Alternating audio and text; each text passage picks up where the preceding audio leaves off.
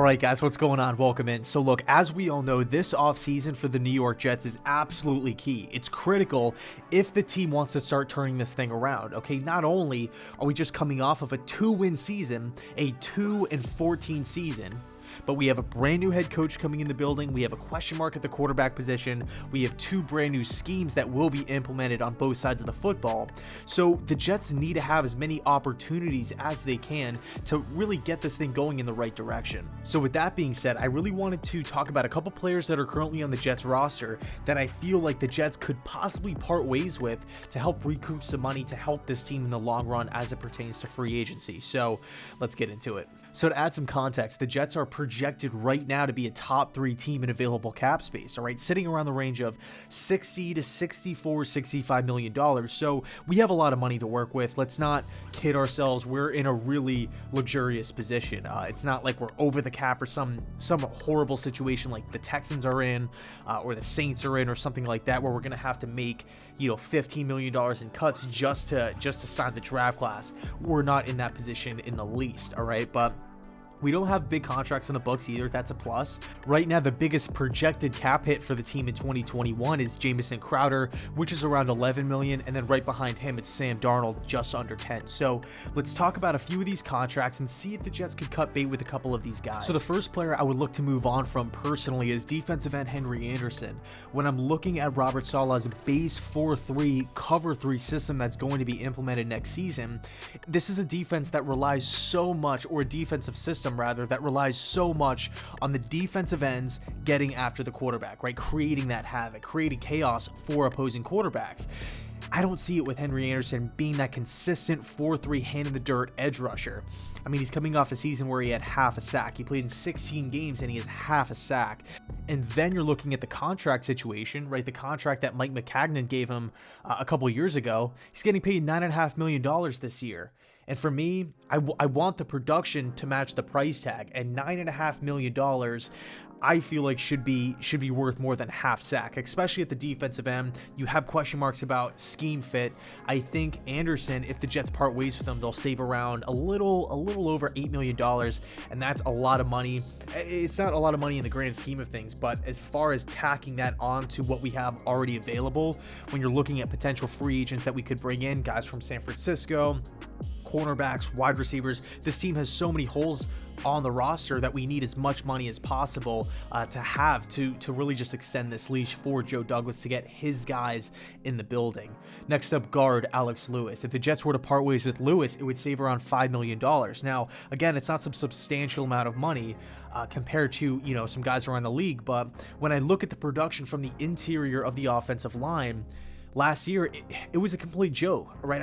How could you not love what Mekhi Becton did? And then George Fant, I thought, did pretty well last year at right tackle. I felt like the issues with the Jets O-line, and I've said this we've all said this numerous times, it was the interior. It was the guard and a center play.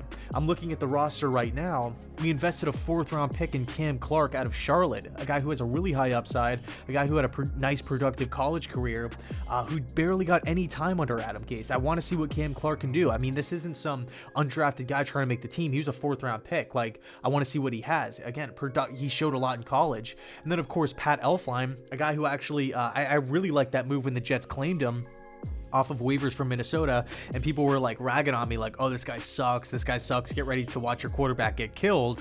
But I thought he did pretty good towards the tail end of the season. I'm not saying he's a Pro Bowler, like one of the best guards in the league, but I thought coming in late with no preseason, it was the virus year and stuff with the Jets, to come in and look that good as a run blocker, I think he definitely earned a shot. So we have 2 potential guards currently on the roster before free agency, before the draft. And then if you want to look at the draft, you have guys like Wyatt Davis out of Ohio State, Trey Smith out of Tennessee, Cade Mays out of Tennessee.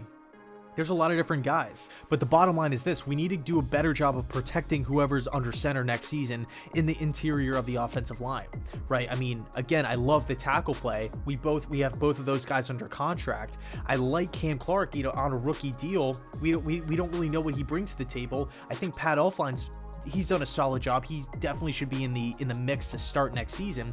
Even a guy like Royce Newman from Ole Miss, a guy who is not really talked about that much.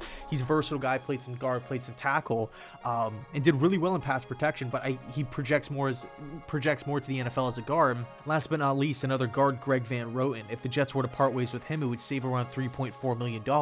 Again, it's not some substantial amount of money, but these smaller moves start to add up. If the Jets were to move on from Anderson, Van Roten, and Lewis, it would save around $16 million in 2021.